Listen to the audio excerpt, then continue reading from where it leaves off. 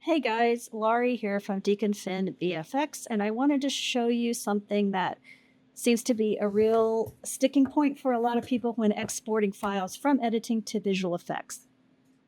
So what I have here is actually an editing timeline of a scene from my own movie, so don't worry, I'm not showing anybody else's project that I don't have a copyright for. What I'm going to show you here is this clip right here. So in this clip, if we look at the screen, we see a campfire that is actually a light.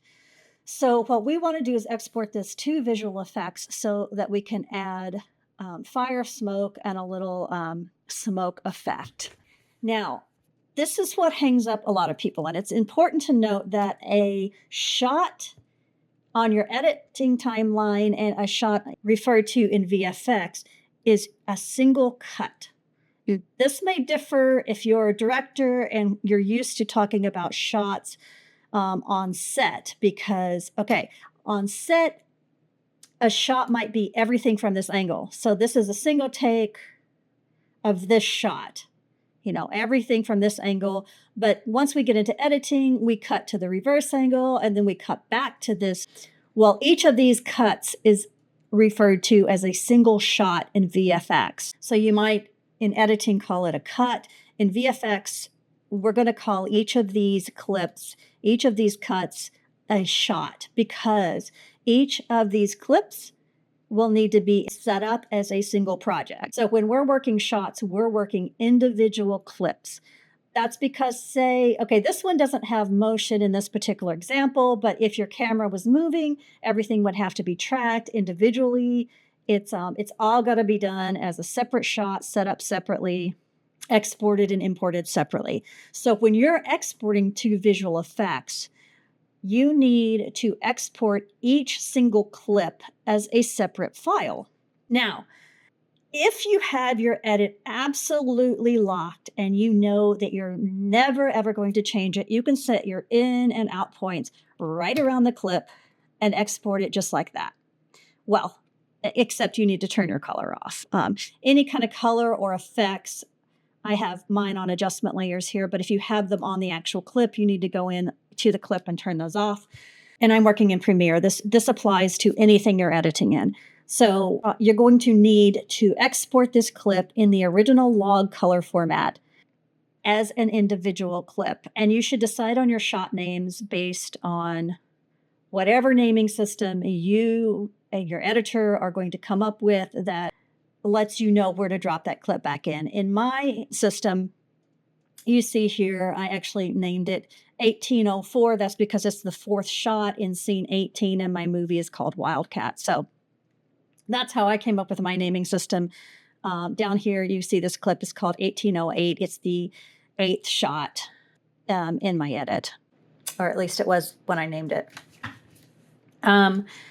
Okay, so if you are still maybe sliding your edit around a little bit, a few frames, or you just want safety in case something comes up when you maybe screen it and realize you need a few extra frames of a shot, you can add handle. And it's very typical. Most of the time you will add handle. 6 to 12 frames are very typical. 8 frames, very, very common. Or in this example, let's add 6 frames. 1, 2, 3, 4, 5, 6. We're going to pull our clip out to that range. Set our endpoint. Same on the end. 1, 2, 3, 4, 5, 6. Pull our clip out, set our out point. All right. Now, when we export this, it's going to be the shot plus 6 frames of handle on each end. And like I said, we did turn the color off. We want to make sure we are delivering the original log color space to visual effects.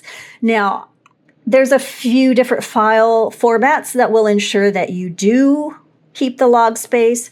Usually for independent movies and short films, I request Apple ProRes 444. If your film was shot in 422, then, export Apple ProRes 422 because that's 444 is not going to help you. But on like a lot of features and for big visual effects houses, EXR sequences are preferred.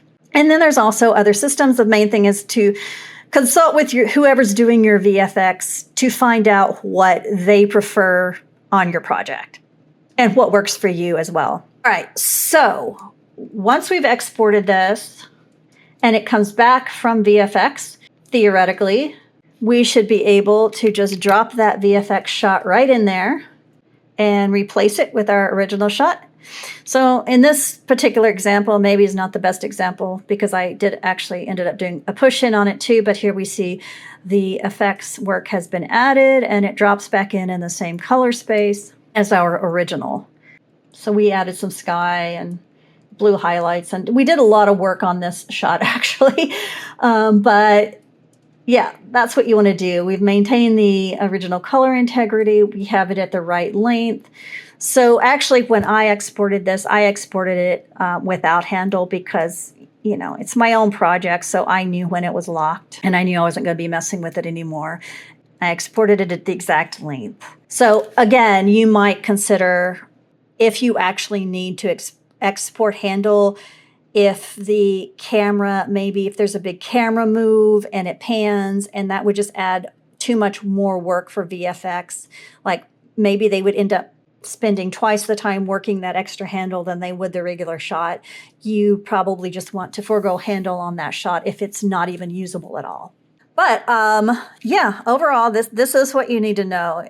The main thing to take away from this is that when VFX refers to a single shot, they are talking about a single clip within your timeline.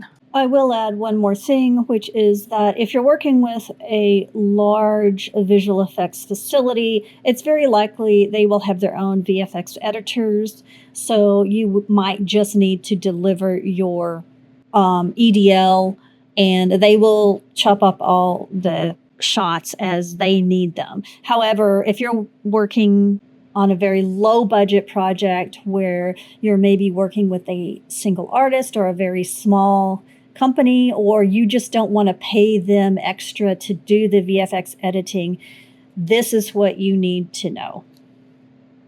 If you have any questions, let me know. And I highly recommend, of course, that you buy the book that I co-wrote called Visual Effects for Indie Filmmakers, which has detailed information about exporting to visual effects, as well as a plethora of other information that is vital to filmmakers when working with visual effects. Thanks, guys.